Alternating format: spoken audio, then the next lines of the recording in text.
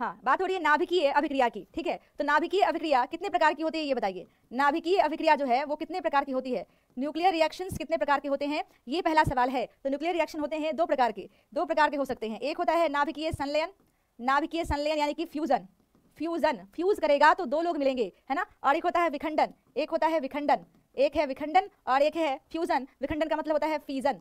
क्या होता है यहाँ पे, फीजन। यहाँ पूछा जा रहा है कि फीजन को स्टार्ट कौन करेगा, तो स्टार्ट कौन करता है यहाँ पे, न्यूट्रॉन करता है। न्यूट्रॉन फीजन को स्टार्ट करता है, ठीक है। फीजन को स्टार्ट करता है कौन, न्यूट्रॉन, ठीक है। कहाँ क्वेश्चन गया, हाँ, न्यूट्रॉन जो है वो फिजन को स्टार्ट करेगा। तो आंसर यहाँ से हो जाता है, आंसर हो जाएगा ऑप्शन नंबर बी। अब कैसे करता है ये फिजन होता क्या है, क्या मतलब है। तो जब कभी आप रेडियो एक्टिव मटेरियल लेते हैं, रेडियो एक्टिव है ना, यूरेनियम 92 235, स्पेशली हम इसकी बात क्यों कर रहे हैं क्योंकि नाभिकीय संयंत्र में जो एनर्जी का स्रोत होता है वो बेसिकली माना जाता है यूरेनियम 235। और जब इसको हमें शुरुआत करनी होती है तो हम इस पर बम्बार्डमेंट करते हैं, किसकी, इस पर आघात करते हैं, प्रतिघात करते हैं, किसका, न्यूट्रॉन का। किसका करते हैं हम, न्यूट्रॉन का प्रतिघात करते हैं यहाँ से, और ये अभिक्रिया स्टार्ट हो जाती है। और अभिक्रिया स्टार्ट होने के साथ ही यहाँ से निकलते हैं 3 और नए न्यूट्रॉन, यहाँ से 3 और नए न्यूट्रॉन निकल पड़ते हैं। और साथ ही यहाँ से प्रोडक्ट निकलता है जिसे हम बोलते हैं बैरियम और बोलते हैं क्रिप्टन। याद रखिएगा, क्रिप्टन और बैरियम, क्रिप्टन और बैरियम दो तरह के यहाँ प्रोडक्ट निकलते हैं, बैरियम और क्रिप्टन। और ये रिएक्शन आगे चयनित हो जाता है, अभिक्रिया रिएक्शन जारी हो जाती है। तो एक बार प्रतिघात से कितने न्यूट्रॉन निकलते हैं, 3 न्यूट्रॉन निकलते हैं। और ये जो रेडियो एक्टिव तत्व है वो धीरे धीरे स्थायित्व की तरफ चलता जाता है और लास्ट में जो इसका प्रोडक्ट मिलता है, क्या मिलता है प्रोडक्ट। अगर आपसे पूछा जाए कि नाभिकीय विखंडन का लास्ट का उत्पाद क्या है, क्वेश्चन आता है कि नाभिकीय विखंडन के अंतिम में क्या बनता है, अंतिम में यूरेनियम कहाँ पे जाकर रुकती है, बता सकते हैं अंतिम में ये कहाँ पे जाकर रुकती है। तो आप बोलेंगे लेड पर। कहाँ पे रुकती है, लेड पर, यानी कि शीशा पे।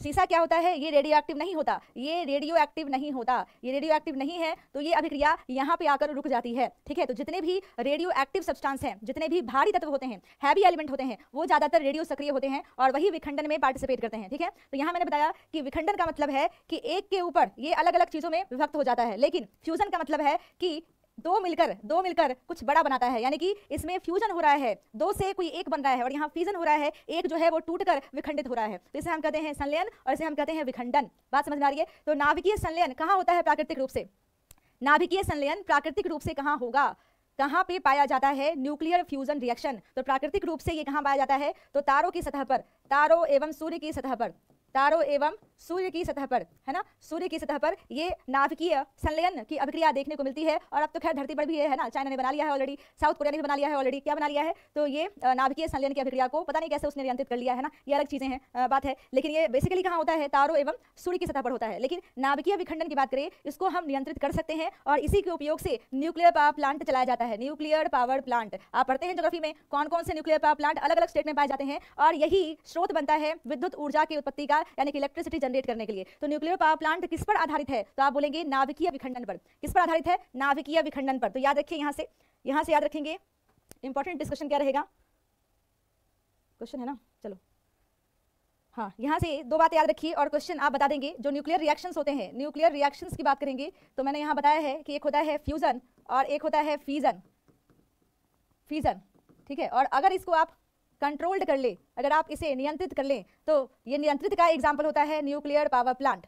न्यूक्लियर पावर प्लांट किसका एग्जाम्पल है, नियंत्रित का एग्जाम्पल है। अगर ये अनियंत्रित हो जाए, अगर ये अनकंट्रोल्ड रहे, अनियंत्रित हो जाए, तो यही बन जाता है एटम बॉम्ब, यही बन जाता है एटम बॉम्ब, ठीक है। तो एटम बॉम्ब के पीछे कौन है, एटम बॉम्ब के पीछे न्यूक्लियर फिजन है। क्या है, न्यूक्लियर फिजन है। और हमने न्यूक्लियर पावर प्लांट में इसको कर दिया है नियंत्रित। तो नियंत्रित करने के क्या क्या उपाय होते हैं, नियंत्रित कैसे किया गया, क्या क्या नियंत्रित करने के लिए इस्तेमाल करते हैं। तो सबसे पहले हम बात करते हैं मंदक की। मंदक जिसे आप कहते हैं मॉडरेटर, मॉडरेटर की तरह इस्तेमाल किसे करेंगे, नाभिकीय संलयन की बात करें, नाभिकीय विखंडन की बात करें, तो न्यूक्लियर पावर प्लांट में इसको कंट्रोल्ड किया जाता है। कंट्रोल करने के लिए क्या होता है, कंट्रोल करने के लिए मंदक की बात करेंगे तो यहाँ इस्तेमाल करता है ग्राफाइट, ग्राफाइट हो सकता है। यहीं पे इस्तेमाल हो सकता है हैवी वाटर की, हैवी वाटर भारी पानी यानी कि D2O की बात करें, उसको भी आप मॉडरेटर की तरह इस्तेमाल कर सकते हैं। तो दूसरा जो कंट्रोलिंग प्रोसेस है वो होता है क्या, वो होता है नियंत्रक क्षण। क्या होता है, नियंत्रक क्षण होता है, बताएंगे कौन सा है नियंत्रित क्षण, कौन से मटेरियल से बना है, कौन से धातु से बना है। तो उसके लिए याद रखेंगे आप बोरोन और कैडमियम की क्षण, जो बोरोन होती है और कैडमियम की जो क्षण होती है उसके कारण हम इसे नियंत्रित कर पाते हैं। क्या होता है मंदक, मंदक क्या करता है, नाम से ही क्लियर है कि न्यूट्रॉन की गति को धीमा करता है, न्यूट्रॉन की गति को धीमा करता है कौन, मंदक। क्या करता है, slow down the speed of neutron, slow down the speed of neutron. मंदक का मतलब ये है स्पीड ऑफ न्यूट्रॉन।